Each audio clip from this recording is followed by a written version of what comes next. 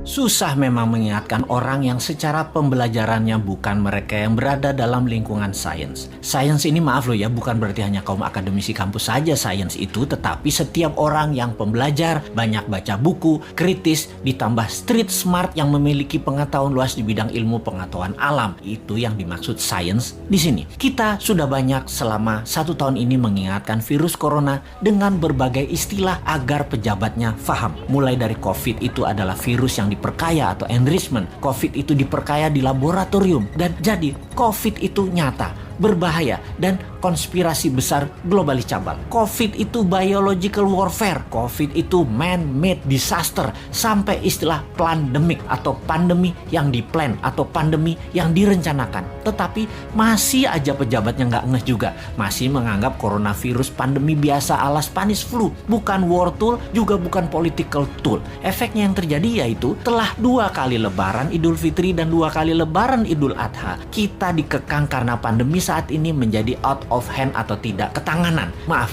ini salah melihat masalah, boleh nggak dikatakan begitu? Atau kalau melihat masalahnya benar, tetapi terjadi ledakan juga, bisakah kita kecolongan karena mismanagement? Kita tahu pertanyaan begini membuat kuping merah pejabat yang sulit melihat dirinya sendiri salah, yang ada dirinya selalu benar. Ya nggak apa-apa juga, manusiawi kok. Tetapi kalau punya hati bersih, mata hati bersih, pasti tersadar bahwa dirinya ternyata tidak mampu dan harus berani mengakui di depan umum. Mengakui kesalahan dan kekurangan diri adalah wujud manusia luhur, wujud perbuatan kesatria, perbuatan negarawan. Dan ini yang lagi kami tunggu, pejabat yang berbudi luhur, tidak menjadi terhina manusia mengakui kelemahan diri itu. Rakyat pasti dukung pejabat yang manusia unggul, yang rendah hati tersebut, yaitu pejabat yang mengakui kelemahan dan kesalahan dirinya. Kemarin-kemarin kita semua tahu ada ketidakmampuan atau salah baca corona di awalnya, meremehkan, lalu lalai, kemudian terjadi ledakan, panik bukan alang kepala, lalu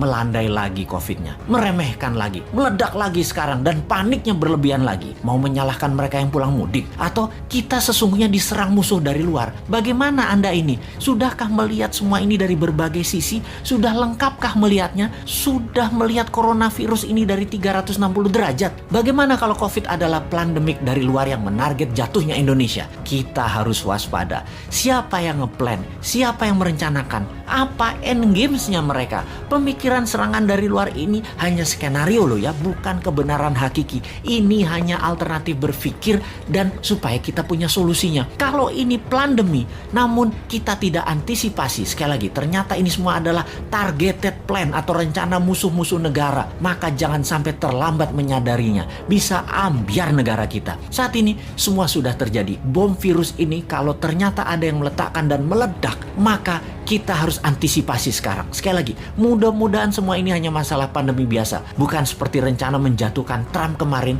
yang berhasil. Mudah-mudahan dengan vaksin selesai masalah COVID. Mudah-mudahan bukan pandemi untuk memecah keutuhan dan kekuatan bangsa Indonesia. Kalau dengan vaksin masalah belum selesai, punya plan B nggak bos?